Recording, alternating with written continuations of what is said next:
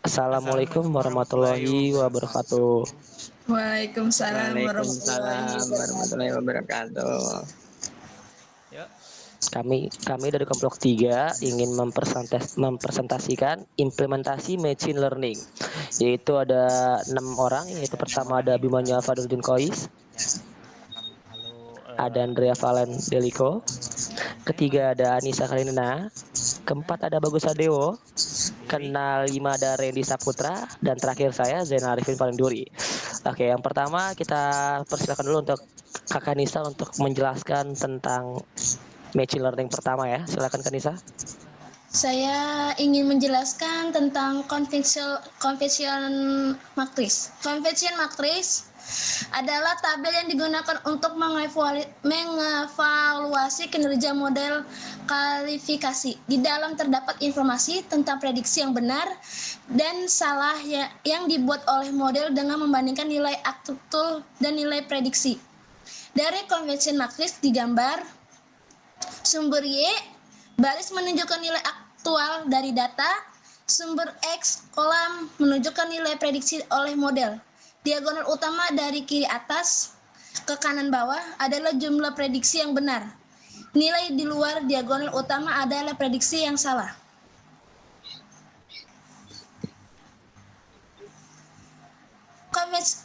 Convention matrix, jumlah prediksi yang benar adalah benar dan salah dari model random forest hingga forest untuk 3 kelas 0, 1, dan 2.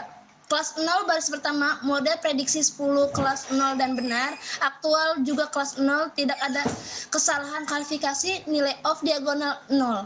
Kelas 1 baris kedua, model memprediksi 3 kali kelas 1 dan benar, tidak ada prediksi yang salah untuk kelas 1, tidak ada nilai di luar diagonal. Kelas 2 baris 3, model memprediksi 11 kali kelas 2 dan benar.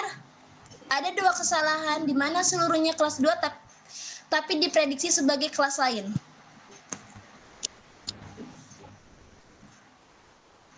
Oke, selanjutnya untuk Abimanyu Fadluddin Qais, silakan untuk menjelaskan selanjutnya. Oke. Sekarang saya akan menjelaskan convolution matrix random forest. Convolution matrix pada random forest adalah alat yang digunakan untuk mengevaluasi kinerja model klasifikasi. Kelas 1, kosong. Prediksi benar 10. Model memprediksi 10 kali kelas kosong dan benar.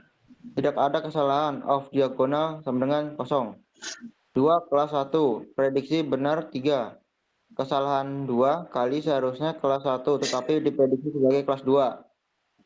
3, kelas 2. Prediksi benar 11. Kesalahan 1 kali seharusnya kelas 2 tetap diprediksi sebagai kelas 1.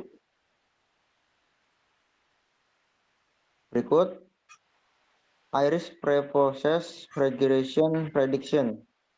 Gambar yang Anda unggah menunjukkan plot regenerasi antara nilai prediksi dan nilai aktual setelah processing data pada dataset iris. Grafik ini digunakan untuk menilai kinerja model regresi sebagai gambar berikut ini yang ada di tengah.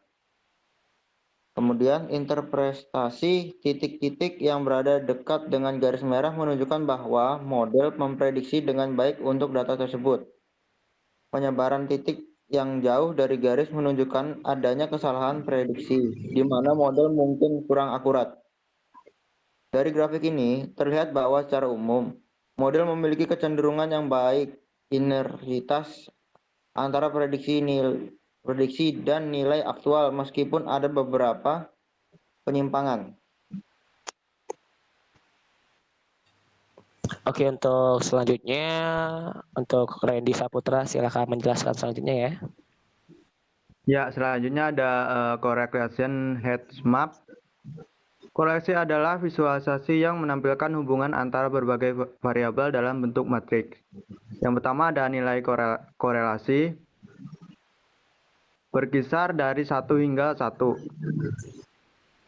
1 berarti ada hubungan positif sempurna ketika satu variabel naik, variabel lain juga naik. Yang kedua ada min 2, min 1 berarti ada hubungan negatif sempurna ketika satu variabel naik, variabel lain turun. Yang selanjutnya ada 0, berarti tidak ada hubungan linear antara kedua variabel.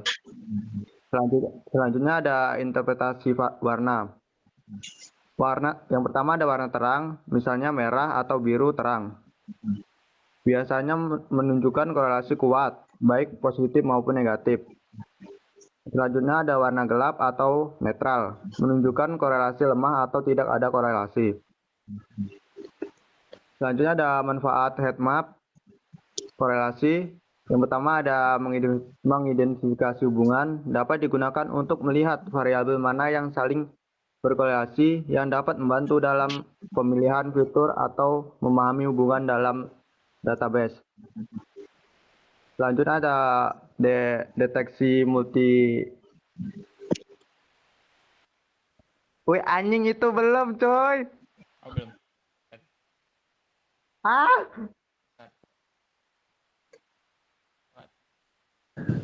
Nanti intunya dipotong ya anjingnya ya.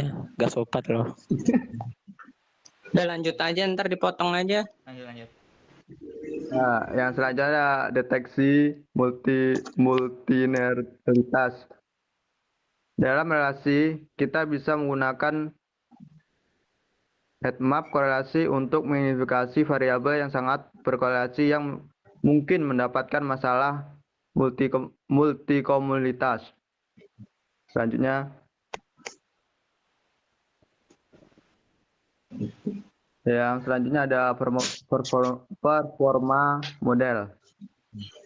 Grafik region model performa dalam kurung kiri menampilkan performa linear regression dengan R2 sama dengan 100 dalam kurung batang biru.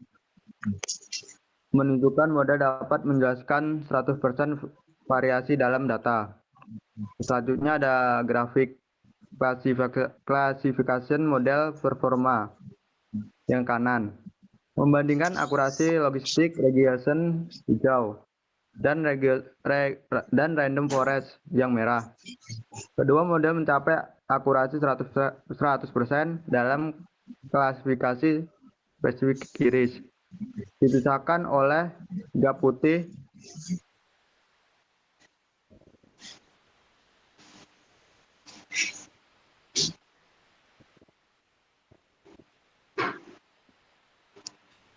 Oke, untuk selanjutnya untuk distribusi boleh Andre Valen menjelaskan. Oke, saya akan menjelaskan distribusi. Apa itu distribusi? Distribusi dalam konteks analisis data adalah cara untuk menggambarkan bagaimana nilai-nilai data tersebar. Visualisasi distribusi membantu kita memahami pola, penyebaran, dan karakteristik data, seperti simetri, kemiringan atau squareness, dan kurtosis. Berikut beberapa grafik umum yang digunakan untuk menampilkan distribusi data. Yang pertama ada histogram, yang kedua box plot atau box and whisker plot, yang ketiga ada violin plot. Selanjutnya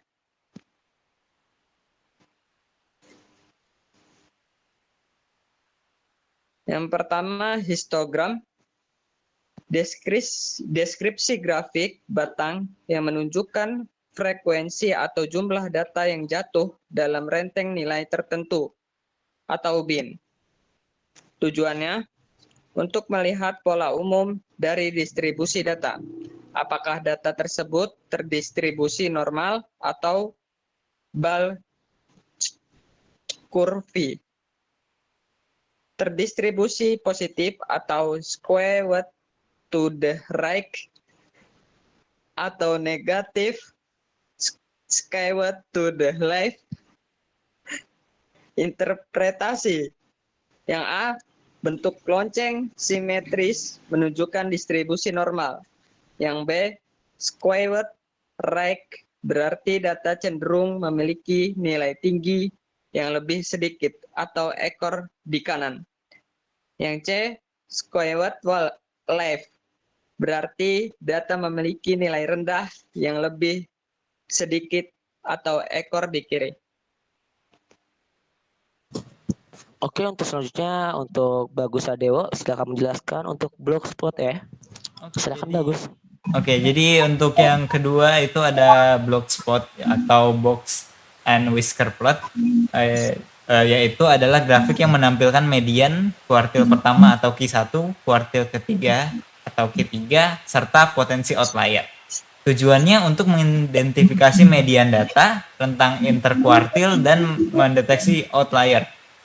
Interpretasinya, yang pertama adalah kotak mewakili Q1 hingga Q3, garis di dalam kotak menunjukkan median. Lalu yang kedua ada whiskers menunjukkan rentang data tanpa outliernya. Lalu ada yang ketiga titik di luar whisker adalah outliernya. Selanjutnya adalah violin plot yang ketiga, yaitu adalah kombinasi antara box dan plot distribusi kernel menunjukkan distribusi probabilitas dari data di sepanjang sumbu. Tujuannya itu untuk melihat penyebaran data dan kepadatan atau density sekaligus serta memvisualisasikan simetri data. Interpretasinya itu hanya satu, untuk mirip dengan box plot tetapi lebih informatif mengenai distribusi data yang padat di sekitar median. Oke, saya akan menjelaskan untuk kesimpulan utamanya. Untuk confusion matrix memberikan gambaran rinci tentang bagaimana model memprediksi setiap kelas, yang dimana kesalahan paling sering terjadi dan seberapa sering prediksi itu benar. Untuk kedua itu akurasi umum penting, tetapi dalam banyak kasus lebih bermanfaat untuk melihat metrik lain seperti precision, recall, dan F1 score, terutama ketika bekerja dengan data yang tidak seimbang. Nah, untuk yang terakhir, memahami kesalahan model dapat memberikan wawasan penting untuk meningkatkan model di masa depan. Oke, itu aja sekian dari kami untuk kelompok 3. Kita ucapkan assalam untuk kesalahan untuk kurangnya, mohon maaf. Assalamualaikum warahmatullahi wabarakatuh. See you next time.